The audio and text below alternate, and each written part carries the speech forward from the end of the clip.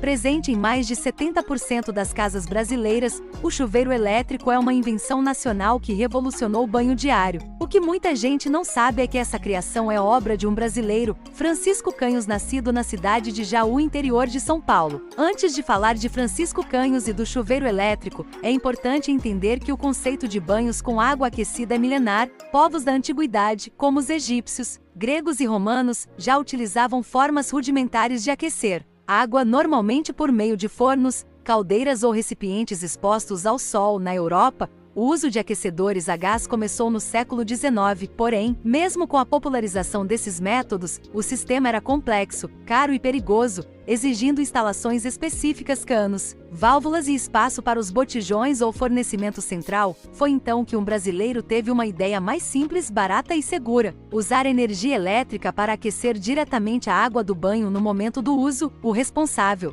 pela invenção do chuveiro elétrico, tal como conhecemos hoje, foi Francisco Canhos, um engenheiro brasileiro que projetou o equipamento ainda nas primeiras décadas do século XX. Francisco Canhos percebeu que era possível aquecer a água da rede doméstica utilizando uma resistência elétrica instalada dentro do próprio chuveiro. Isso eliminava a necessidade de aquecimento externo ou caldeiras. Sua invenção permitia um banho quente instantâneo, com acionamento simples, diretamente a partir da torneira. A invenção não apenas barateou o custo do banho quente, mas também tornou o chuveiro mais seguro, acessível e funcional para milhões de lares. A ideia de Canhos revolucionou o modo de tomar banho, primeiro no Brasil e mais tarde em diversos países tropicais. A popularização nos anos 30. Banho quente para todos. O chuveiro elétrico começou a se popularizar no Brasil no início da década de 1930, período em que o país vivia um processo acelerado de urbanização. A chegada da energia elétrica nas casas permitiu que famílias tivessem acesso a uma infraestrutura que antes era privilégio das elites. A partir da invenção de Francisco Canhos, surgiram os primeiros modelos industriais com estrutura metálica, resistência embutida e regulagens de temperatura simples. Com o tempo, surgiram melhorias no design, na segurança e na durabilidade do aparelho. A verdadeira explosão de uso veio a partir dos anos 1960, com o surgimento dos chuveiros elétricos de plástico, que eram mais